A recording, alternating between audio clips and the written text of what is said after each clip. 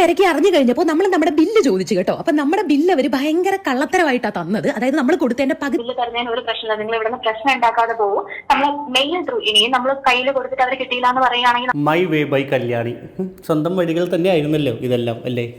അവസാനം വഴി പാളിപ്പോയല്ലേ, അതാണ് അവസ്ഥ.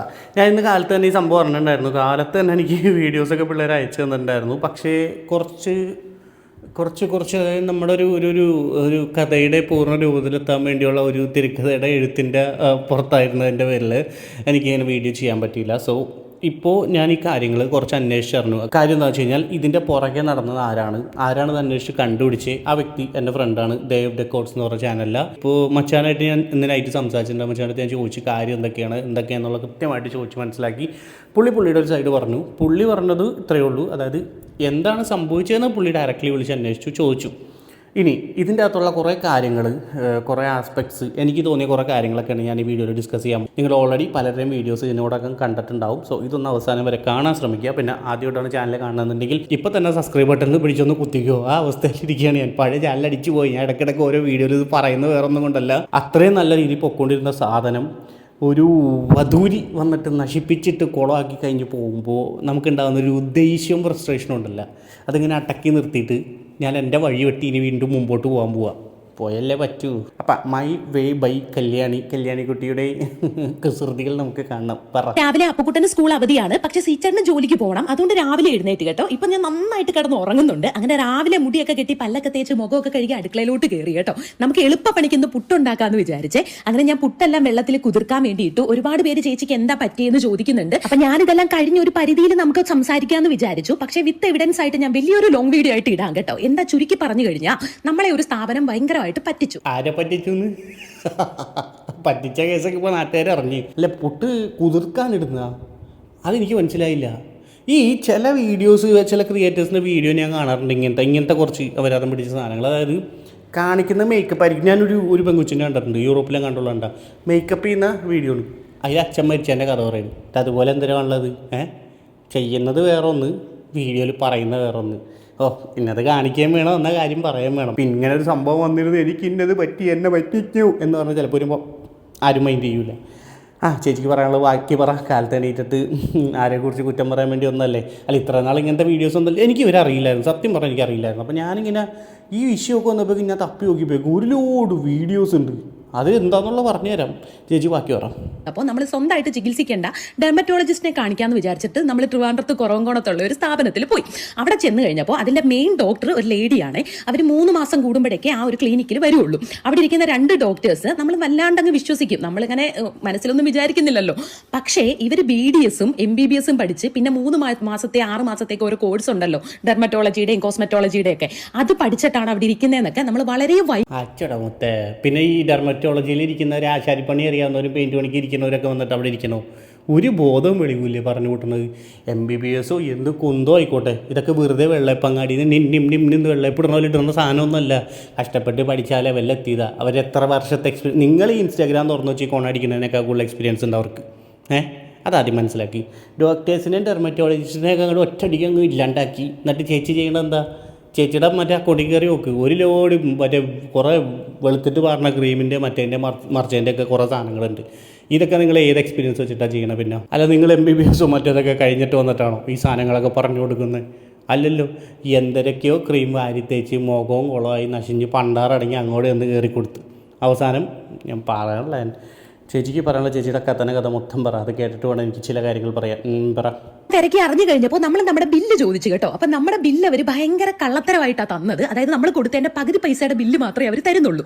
ഇതൊക്കെ നമ്മുടെ ഫയൽ ചോദിച്ചു, അത് തരില്ല, ബില്ല് തരില്ല. അങ്ങനെ നമ്മൾ പോലീസിൽ കേസ് കൊടുത്തു. അങ്ങനെ അവരവിടെ വന്ന് ഒപ്പിട്ട് കൊടുത്തു. എന്നിട്ടും എനിക്ക് ഇതുവരെ അവർ പ്രോപ്പർ ആയിട്ടുള്ള ബില്ല് എനിക്ക് തരുന്നില്ല. അപ്പൊ ബില്ല് അവിടെ നിൽക്കട്ടെ, എന്റെ ഫയലിന്റെ ട്രീറ്റ്മെന്റ്, ഇതുവരെ എടുത്ത ട്രീറ്റ്മെന്റിന്റെ ആ ഒരു ഫയൽ തരാൻ പറഞ്ഞു. അത് കോപ്പി എടുത്തിട്ടായാലും അവർ നമുക്ക് തന്നാൽ മതി. പക്ഷെ അതും തരില്ല. അവരെങ്ങനെയൊക്കെ കാണിച്ചാലും അതൊന്നും അവർ നമുക്ക് ഇതുവരെ തന്നിട്ടില്ല കേട്ടോ. അതിന്റെ ഒരു ടെൻഷൻ. നമ്മൾ അന്വേഷിച്ചപ്പോഴേക്കും ഫയലൊക്കെ അവർ മെയിൽ അയച്ചു കൊടുത്തിട്ടുണ്ട്. 5-8 മാസത്തിൻ്റെ മുകളിലായി ഇവരവിടെ ട്രീറ്റ്മെൻറ്റ് എടുത്തുകൊണ്ടിരിക്കുന്നത്. പിന്നെ ഇവർ പറയുന്നതിൽ കുറേ കാര്യങ്ങളിൽ മിസ്മാച്ചും ഉണ്ട്. അപ്പോൾ അതൊക്കെ മൊത്തം തെളിയിക്കുന്ന കുറച്ച് സാധനങ്ങളാണ്. ദെയർഫോർ ഐ ആം എന്നും പറഞ്ഞിട്ടുള്ള ഈ ഒരു ക്ലിനിക്കിലാണ് ഈ ഒരു സംഭവം അരങ്ങേറിയത്. ഈ ഒരു നാടകീയമായ രംഗങ്ങൾ അരങ്ങേറിയത്. അവിടെ അവർ ചെന്ന് കാണിച്ചു കൂട്ടിയ പരിപാടികളും കാര്യങ്ങളൊക്കെ കൃത്യമായിട്ട് നമ്മൾ ചോദിച്ച് മനസ്സിലാക്കിയിട്ടുണ്ട്. അതിൻ്റെ ഒരു പെർസ്പെക്റ്റീവിലാണ് ഇപ്പോൾ ഈ വീഡിയോ ചെയ്യുന്നതും. അപ്പോൾ ഈ ഒരു കോൾ റെക്കോർഡ് ഉണ്ട്, നിങ്ങൾ പലരും കേട്ടിട്ടുണ്ടാവും. അപ്പോൾ ബോറടിക്കുന്നവരാണെന്നുണ്ടെങ്കിൽ ഇത് സ്കിപ്പ് ചെയ്തിട്ട് ബാക്കി പറയാനുള്ള കാര്യങ്ങൾ കണ്ടോളൂ. ഞാനിത് ഫുള്ള് കോൾ റെക്കോർഡ് വെക്കുന്നില്ല, എനിക്ക് കാര്യങ്ങൾ ഏറെക്കുറെ മനസ്സിലായിട്ടുണ്ട്. അപ്പോൾ അതിൻ്റെ ഒരു കാര്യങ്ങൾ ഞാൻ നിങ്ങളുടെ അടുത്ത് തുറന്ന് പറയാം. എന്നാലും നമുക്കൊന്ന് ഒരു വീഡിയോ ചെയ്യുന്നല്ലേ, വെക്കട്ടെ ഇരിക്കട്ടെ, ഒരു ഗുമ്മൊക്കെ വേണ്ടേ. ഫസ്റ്റ് വെച്ചിട്ട് അറൗണ്ട് ഒരു 8 months മുന്നെയാണ് ക്ലയന്റ് വന്നത്. ആൻഡ് ആളുടെ കൺസേൺ എന്ന് പറയുന്നത് ഒരു സ്റ്റിറോയിഡ് ക്രീം യൂസ് ചെയ്തിട്ട് ആളുടെ സ്കിൻ ബാരിയർ കംപ്ലീറ്റ്ലി ഡാമേജ് ആയിട്ടുണ്ടായിരുന്നു. അതായത് ഇതൊരു വൈറ്റനിങ് ക്രീമാണ്, സ്റ്റിറോയിഡ് ക്രീമാണ്, വൈറ്റനിങ് ക്രീമാണ്. ആൻഡ് അത് യൂസ് ചെയ്തിട്ട് ആളുടെ സ്കിൻ ബാരിയർ കംപ്ലീറ്റ്ലി പോയിട്ടുണ്ടായിരുന്നു. യൂസ് ചെയ്ത് ആൾക്ക് ഫെയർ ആയി, കുറച്ച് സ്കിൻ ഒന്ന് വെളുത്തിട്ടുണ്ടായിരുന്നു. പക്ഷെ അത് വെച്ചിട്ട് പിഗ്മെന്റേഷൻ വരാൻ തുടങ്ങി ആളുടെ സ്കിന്നിൽ. അപ്പൊ ആൾക്ക് മനസ്സിലായി അതിന്റെ എന്തോ ഒരു നെഗറ്റീവ് എഫക്റ്റ് ആണെന്ന് ആൾക്ക് മനസ്സിലായിട്ടാണ് ആൾ ഞങ്ങളെ മീറ്റ് ചെയ്യുന്നത്. എങ്ങനെ ഇരിക്കണ്, കണ്ണി കണ്ട ഊള ക്രീം വാരി തേച്ച് മുഖം അടിച്ച് പോയി. എന്നിട്ട് അവിടെ ചെന്നിട്ട് ട്രീറ്റ്മെൻറ്റ് തന്ന 8 മാസമായിട്ട് അവരെയും വിഷയം ഉണ്ടാക്കി. ഇതിപ്പോൾ നമ്മൾ ഒരു കാര്യം പറയുകയാണെങ്കിൽ ഇപ്പോൾ ഇവരുടെ ഭാഗത്ത് തെറ്റാണോ ക്ലിനിക്കിൻ്റെ ഭാഗത്ത് തെറ്റാണോ എന്ന് ഇപ്പോൾ മൊത്തത്തിൽ തെളിഞ്ഞിട്ടില്ല. എന്തായാലും ഇവർ കേസ് കൊടുത്തെന്ന് നേരത്തെ പറഞ്ഞില്ലേ, മറ്റവരാണ് ആദ്യം കേസ് കൊടുത്തത് ക്ലിനിക്കിന്. ഞാൻ അറിഞ്ഞിടത്തോളം ക്ലിനിക്കിൻ്റെ ആൾക്കാർ ആദ്യം കേസ് കൊടുത്ത് അവിടെ കിടന്ന് ഒച്ചപ്പാടും വേളം ഉണ്ടാക്കിയപ്പോൾ കാര്യം ഇവരുടെ ഒരു മെറ്റയുടെ ഗ്ലാസ് ഉണ്ടായിരുന്നു. ആ ഗ്ലാസ് ഒരു ഹസ്ബൻഡെല്ലാം കണ്ട് അത് വെച്ചിട്ട് അവിടെ ഇരിക്കുന്നവരെ മറ്റവരെയൊക്കെ വീഡിയോസ് എന്തോ അതിൻ്റെ അകത്ത് വന്നു എന്നാണ് പറഞ്ഞു കേട്ടത്. അപ്പോൾ അത് സ്വാഭാവികമായിട്ടും തെറ്റായിട്ടുള്ളൊരു കാര്യമാണ്. പിന്നെ അവിടെ കിടന്ന് ഒച്ചപ്പാട് കച്ചറ ഉണ്ടാക്കിയപ്പോഴേക്കും അവർ പോലീസിൽ കംപ്ലയിൻറ്റ് ചെയ്തിട്ടുണ്ട്. അതിന് ശേഷമാണ് ഇവർ കംപ്ലയിൻറ്റ് ചെയ്തേക്കുന്നത്. ആൻഡ് പറഞ്ഞ പോലെ തന്നെ നമ്മുടെ മെയിൻ ഡോക്ടറിനെ തന്നെയാണ് ആള് ഫസ്റ്റ് വിസിറ്റ് ചെയ്തും ഫുൾ കണ്ടതും ഡോക്ടറിനെ തന്നെയാണ്. ഈ സംസാരിക്കുന്ന ആളുടെ പേരെന്തായിരുന്നു? ഞാൻ ഓഫീസിലെ സ്റ്റാഫാണ്, ട്രിവാൻഡ്രം ഓഫീസിലെ സ്റ്റാഫാണ്. പറഞ്ഞോളൂ. ആൻഡ് വിസിറ്റിന് വന്നിട്ട് മാമിനെ കണ്ടു. അപ്പൊ മാം പറഞ്ഞു ആ യൂസ് ചെയ്തോണ്ടിരുന്ന സ്റ്റിറോയിഡ് ക്രീം ഇമ്മീഡിയറ്റ് ആയിട്ട് സ്റ്റോപ്പ് ചെയ്യാൻ പറഞ്ഞു. ആൻഡ് അത് നമ്മൾ അങ്ങനെ കൈൻഡ് ഓഫ് സ്റ്റിറോയിഡ് ക്രീം കൊടുക്കാറില്ല. ആൻഡ് അതിന് വേണ്ടിയിട്ട് നമ്മള് ഗ്ലൂട്ടൻ IV സജസ്റ്റ് ചെയ്തു, ബ്ലഡ് ടെസ്റ്റ് ചെയ്തു ആളുടെ. നമ്മൾ ഫുൾ ഹിസ്റ്ററി എടുത്തതിന് ശേഷമാണ് ആൻഡ് IVs എടുത്തു ഒരുപാട്. അത് കഴിഞ്ഞിട്ട് സെക്കൻഡ് സെഷനിൽ ആള് വന്നപ്പോ ആള് കൊളാബ് റിക്വസ്റ്റ് ചെയ്തിരുന്നു. യെസ്, ആള് ഫീൽഡ് ആണല്ലോ. എങ്ങനെ ഇരിക്കുന്നു, കൊളാബ് വീഡിയോ ചെയ്യാൻ വേണ്ടി റിക്വസ്റ്റ് ചെയ്ത് 5-8 മാസമായി കഴിഞ്ഞാൽ അവർക്ക് സാറ്റിസ്ഫൈഡ് ആയതുകൊണ്ടാണല്ലോ അവർ 8 മാസമായിട്ട് പൊയ്ക്കൊണ്ടിരിക്കുന്നത്. ഈ ട്രീറ്റ്മെൻറ്റ് എല്ലാം കറക്റ്റ് ആണെന്നുള്ളതുകൊണ്ടാണ് അവർ 8 മാസമായിട്ട് പൊയ്ക്കൊണ്ടിരിക്കുന്നത്. എന്നിട്ട് കൊളാബ് റിക്വസ്റ്റ് ചെയ്തു എന്നാണ് പറഞ്ഞത്. അവർ അക്സെപ്റ്റ് ചെയ്തില്ല. ഇതിനൊരു കാര്യമുണ്ട്, ചില ബ്രാൻഡ്സിൽ ഇപ്പോൾ ഇവർക്ക് ഈ ഒരു കൊളാബ് ഇവരെ കൊണ്ട് ചെയ്യിപ്പിക്കേണ്ട ഒരു ആവശ്യമില്ല. ഞാൻ എൻ്റെ മാക്ക് വാങ്ങണ നേരത്ത് എനിക്ക് എന്താ പറയുക, ഞാൻ ആദ്യം സെക്കൻഡ് ഹാൻഡ് നോക്കിയായിരുന്നു മാക്ക്. ഇപ്പം എൻ്റെ ഇരിക്കുന്ന ഫസ്റ്റാണ്. ഇപ്പോൾ ഇല്ല, ആപ്പിളിൽ ഇരിക്കുന്നുണ്ട്, മാനുഫാക്ചറിങ് ഡിഫക്റ്റ് ആയിരുന്നു, സ്ക്രീൻ അടിക്ക് പോയിട്ട്. ആ സമയത്ത് ഞാൻ ഇതുപോലെ ഇവിടെ എറണാകുളത്തുള്ള ഒരു ടോപ്പ് ടീമിനെ കോൺടാക്ട് ചെയ്തിട്ടുണ്ടായിരുന്നു. അപ്പോൾ അവരുടെ അടുത്ത് ഞാൻ പറഞ്ഞു ഞാനിങ്ങനെ വീഡിയോ ഒക്കെ ചെയ്യുന്നതാണ്, പ്രൊഫൈലൊക്കെ അയച്ചു കൊടുത്തപ്പോൾ പറഞ്ഞു ഒന്ന് കൊളാബായിട്ട് ചെയ്യാൻ പറ്റുമോ, എന്തെങ്കിലും ഡിസ്കൗണ്ട് കിട്ടുമെന്ന് വെച്ചപ്പോൾ അവരെൻ്റെ അടുത്ത് സ്ട്രൈറ്റ് ആയി പറഞ്ഞു അയ്യോ ഞങ്ങൾക്ക് താല്പര്യമില്ല, ഞങ്ങളങ്ങനെ കൊളാബ് കാര്യങ്ങളൊന്നും ചെയ്യുന്നില്ല, ഇപ്പോൾ അതിൻ്റെ ആവശ്യമില്ല നമുക്ക്, അതുകൊണ്ടാണ് ചെയ്യുന്നില്ല എന്ന് വളരെ മാന്യമായിട്ട് പറഞ്ഞു. ഞാൻ പറഞ്ഞു ഓക്കെ ഫൈൻ. അപ്പോഴേക്കും ഞാൻ ആ സമയത്ത് കുറേ അന്വേഷിച്ചുകൊണ്ടിരിക്കുക. അപ്പോൾ എൻ്റെ ചില ഫ്രണ്ട്സ് പറഞ്ഞു എടാ നീ സെക്കൻഡ് ഹാൻഡ് ഈ ഒരു റേറ്റിൽ എടുക്കണവരെ കൊണ്ട് അതിനേക്കാളും കുറച്ച് കാശ് കൂടി കൂടുതൽ കൊടുത്തു കഴിഞ്ഞാൽ നിനക്ക് ഫസ്റ്റ് സാധനം ഇവിടെ നിന്ന് കിട്ടുമല്ലോ, അങ്ങനെയാണെങ്കിൽ നീ അത് വാങ്ങിച്ചാൽ പോരെ, അപ്പോൾ നിൻ്റെ കയ്യിലുള്ള ഫസ്റ്റ് ഡൗൺ പേയ്മെൻറ്റ് അടച്ചിട്ട് എടുക്ക് എന്ന് പറഞ്ഞിട്ട് ഞാൻ ഓക്സിജനിൽ പോയിട്ട് സാധനം എടുത്ത്. അപ്പോൾ എവിടെ പറഞ്ഞെടുത്തത് ഇതാണ്, ഇടയ്ക്കിടയ്ക്ക് കട്ടായി പോകുന്നുണ്ട് ഇപ്പോൾ. ഓക്കെ. അപ്പോൾ ഇതാണ് ബേസിക്കലി സംഭവിച്ച കാര്യം. മഞ്ജു വാര്യർ ഉൾപ്പെടെ അത്യാവശ്യം സെലിബ്രിറ്റീസ് എല്ലാം വരുന്ന ഒരു സ്ഥലമാണ്. അവർക്ക് പ്രൊമോഷൻ ആണെന്നുണ്ടെങ്കിൽ ആ ലെവലിൽ ആരെങ്കിലുമൊക്കെ നോക്കിയാൽ മതി. ചില ബ്രാൻഡ്സിന് അങ്ങനെ പ്രൊമോഷൻ്റെ ഒരു ആവശ്യമില്ല. ഇവർക്ക് ബേസിക്കലി പ്രൊമോഷൻ്റെ ആവശ്യമില്ല. നമ്മൾ അന്വേഷിച്ചപ്പോൾ അവർക്ക് അതിൻ്റെ ആവശ്യമില്ല. ഇങ്ങനെ ഒരു ഇൻസ്റ്റാഗ്രാം ഇൻഫ്ലുവൻസറെ കൊണ്ട് കൊളാബ് പഠിപ്പിക്കേണ്ട ആവശ്യമില്ല. പിന്നെ ഈ സോപ്പിൻ്റെ കേസ് പറയുകയാണെങ്കിൽ ഇപ്പോൾ കുറച്ച് ദിവസമായിട്ട് തുടങ്ങിയിട്ടുണ്ട് കുറേ ഇൻഫ്ലുവൻസർത്തിമാർ ഈ പറഞ്ഞല്ല ഒരു സോപ്പ് കൊണ്ട് ഇറങ്ങിയിട്ടുണ്ട്. സോപ്പിൻ്റെ പേര് ഞാൻ പറയുന്നില്ല. പൊന്നു മക്കളെ വാങ്ങിക്കല്ലേ, ജീവിതവും മോന്തയും ശരീരവും ആരോഗ്യമൊക്കെ പോവും. അവർക്ക് സാധനം ഒന്ന് യൂസ് ചെയ്ത് നിങ്ങളുടെ ലൈഫ് തുലയ്ക്കാൻ നിൽക്കില്ലെന്ന് ഞാൻ പറയുന്നുള്ളൂ. കുറേ ഇൻസ്റ്റാഗ്രാമിലും മറ്റൊക്കെ ഈ ബ്യൂട്ടി പ്രൊഡക്ട്സ് വാങ്ങുമ്പോൾ മാത്രം നിങ്ങളൊന്ന് കോൺഷ്യസ് ആവുക. ബാക്കിയുള്ള കുറേ സാധനങ്ങളുണ്ട്, അതിലൊന്നും വലിയ പ്രശ്നമില്ല. അല്ലെങ്കിൽ ഏതെങ്കിലും ടോപ്പ് ബ്രാൻഡിൻ്റെ സാധനങ്ങളാണെങ്കിലും കുഴപ്പമില്ല. ഈ ക്ലിനിക്കലി യാതൊരുവിധ ടെസ്റ്റും ചെയ്യാത്ത ഇതുപോലത്തെ വെളുത്തിട്ട് വാർന്ന ക്രീമും മറ്റേതും മറിച്ചതും ഇതുപോലത്തെ സ്റ്റിറോയിഡ് അടങ്ങിയ കുറേ കണ്ടൻസ് ഉള്ള സാധനങ്ങളും പിന്നെ ഇപ്പോൾ ഒരു സോപ്പിൻ്റെ സാധനമായിട്ട് എല്ലാവരും കൂടി ഇറങ്ങിയിട്ട് ഇതൊക്കെ വാങ്ങിച്ച് യൂസ് ചെയ്ത് ലൈഫ് തുലയ്ക്കല്ലേ എന്ന് പറയുള്ളൂ. കാര്യം നാച്ചുറൽ ആയിട്ടുള്ള റെമഡീസ് ഉണ്ടെങ്കിൽ നിങ്ങളുടെ സൗന്ദര്യം ഉള്ളത് നിലനിർത്താൻ വേണ്ടി നിങ്ങൾ എന്തെങ്കിലും ചെയ്യുക, ഹെൽത്തി ആയിട്ടിരിക്കാൻ നോക്കുക സ്കിൻ. അതല്ലാതെ ഇതുപോലത്തെ സാധനങ്ങളൊക്കെ യൂസ് ചെയ്ത് കഴിഞ്ഞാൽ കോമഡി ആയിരിക്കും. അപ്പോൾ നമുക്ക് ആക്ച്വലി എല്ലാ സെലിബ്രിറ്റീസും നമ്മുടെ കൊച്ചിയിലെ പനമ്പള്ളി ക്ലിനിക്കിലെ മഞ്ജു വാര്യർ തൊട്ട് എല്ലാവരും നമ്മുടെ ക്ലയൻസ് ആണ്. അപ്പൊ അതുകൊണ്ട് അവരെ വെച്ചിട്ട് നിങ്ങൾ നമ്മുടെ ഇൻസ്റ്റാഗ്രാം പേജ് ചെക്ക് ചെയ്താൽ നിങ്ങൾക്ക് മനസ്സിലാവും. നമ്മൾ ഒരു സെലിബ്രിറ്റീസിനെ വെച്ചിട്ട് ഒരു പ്രൊമോഷനോ ഒരു ആഡോ ചെയ്തിട്ടില്ല. ഇവൻ പെയ്ഡ് ആഡ് പോലും നമ്മൾ സെലിബ്രിറ്റീസിനെ വെച്ച് ചെയ്തിട്ടില്ല. ബിക്കോസ് നമ്മുടെ സിഇഒക്ക് അത് ഇൻട്രസ്റ്റ് ഇല്ല.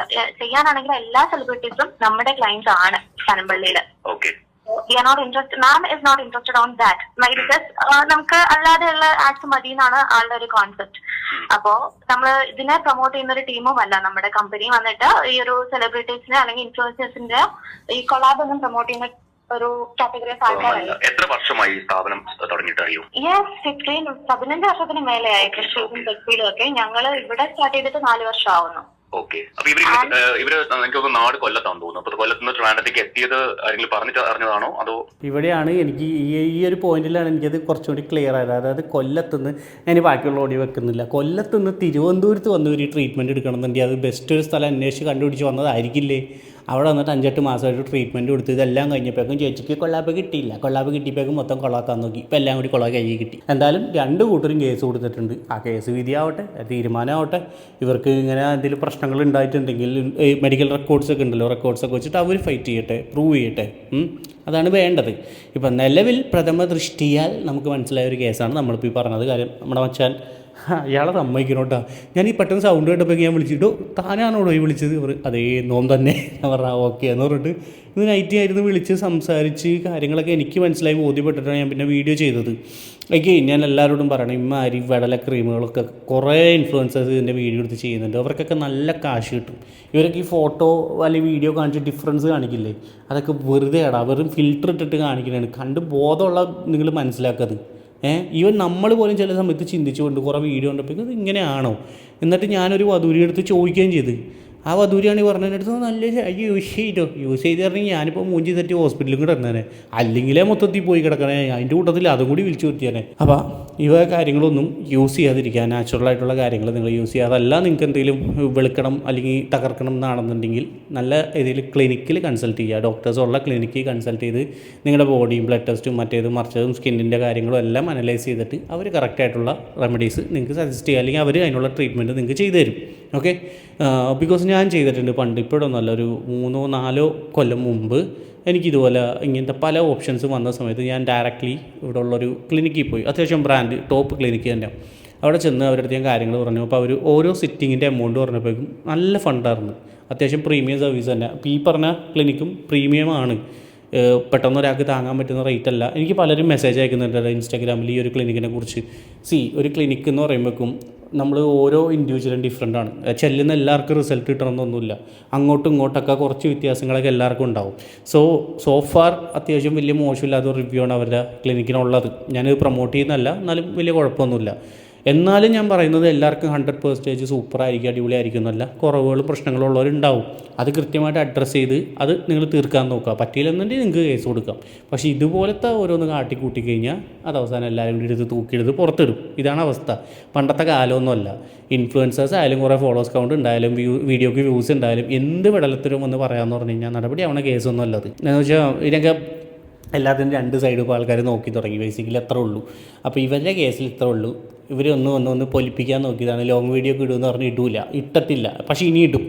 ഒരു കുറച്ച് ദിവസത്തിനുള്ളിൽ അവർ മിക്കവാറും ഇടാൻ സാധ്യതയുണ്ട്. അതിൽ വന്ന് മെഴുകാൻ പോകണം എന്താണെന്നുള്ളതൊക്കെ നമുക്ക് നോക്കാം. എന്തായാലും കേസ് കൊടുത്തേക്കില്ലേ, കേസിൻ്റെ വഴിക്ക് പോകും. അത് കഴിഞ്ഞിട്ട് വീഡിയോ ഇട്ടാൽ പോരെ. നിങ്ങൾ കേസിൽ ജയിക്കുകയാണെങ്കിൽ നമ്മളൊക്കെ കൂടെ വെക്കുക. അത്രേ പറയുന്നുള്ളൂ ഇപ്പോൾ.